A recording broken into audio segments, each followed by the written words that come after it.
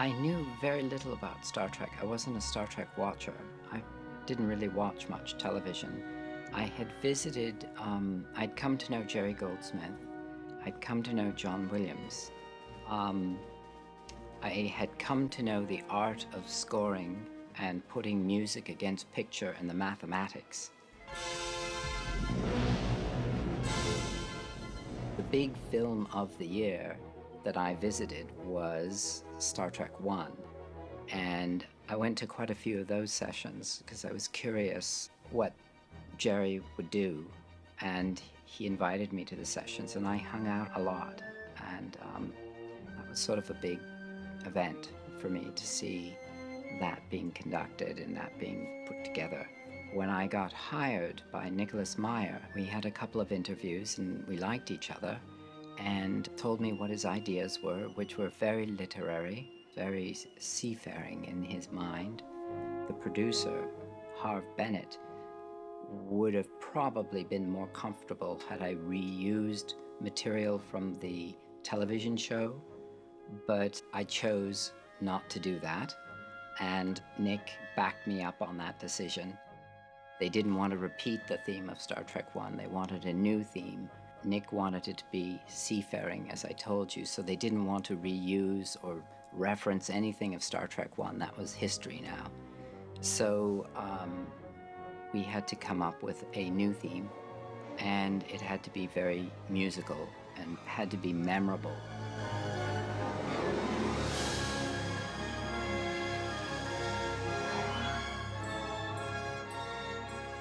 I believe that you had to have 2, maybe maximum 3 themes that an audience could keep track of.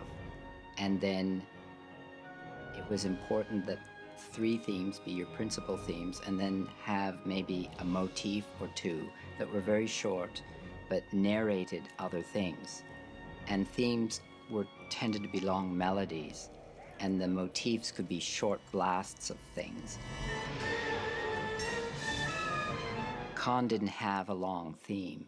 Khan had a high sort of warlike thing that I did in the high French horns, which was da da da da da da da, and it's very short, and it's accompanied with this sort of percussion da da da da da da da da sort of figure.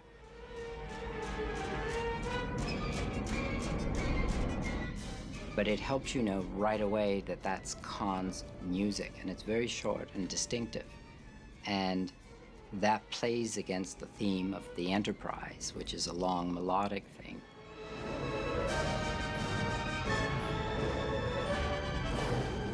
I wanted it to be really something that was strong and warlike, and to me, the high horns, in terms of color, did that.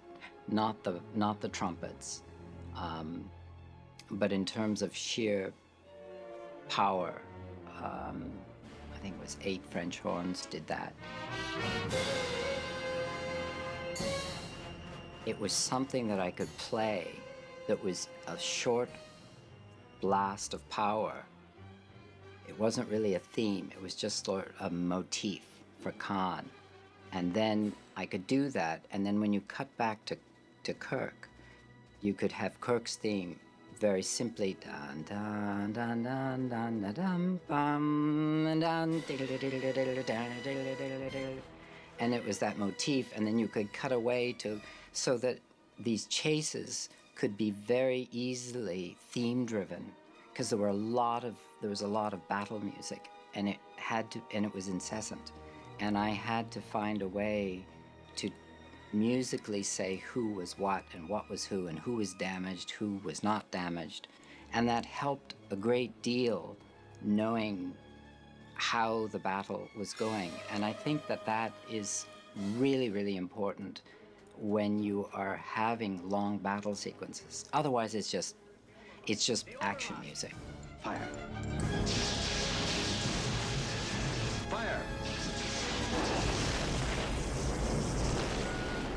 One of my absolute favorite sequences of Star Trek was seeing it in dry dock. I just thought that was unbelievable. and the whole leaving dry dock for the first time.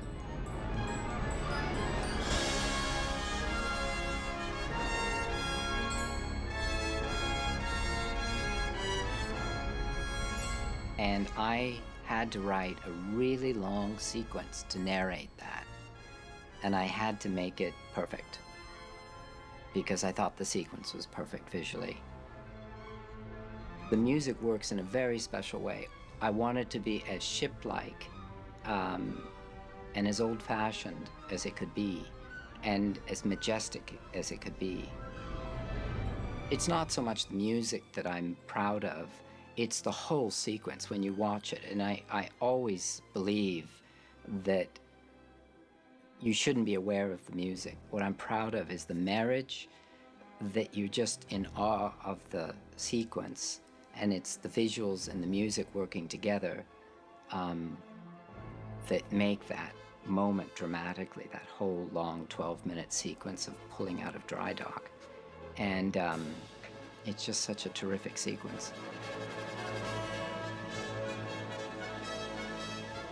I'm always looking for the core story, and that's what I narrate.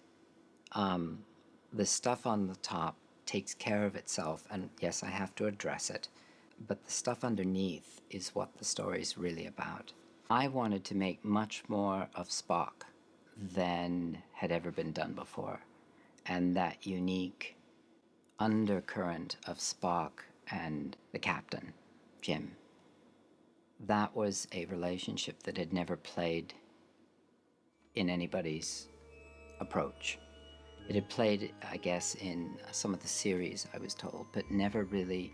I wanted to make that bond very tight. And as it turned out, that was really important because there was a Star Trek 3, and that bond ended up being the whole thing of Star Trek 3. I wanted to tell the story of two men and their friendship. And that's what I gleaned out of the series and out of the first movie. So the closer I could play that bond during the movie, the more I could make of that bond separation when Spock dies, the more I could break the audience's heart at the end of the movie.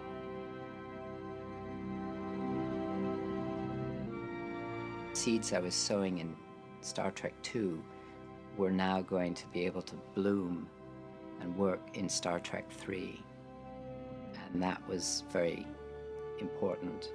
And that was all part of sort of the work, how it was all going to be woven together. I have been, and always shall be, your friend.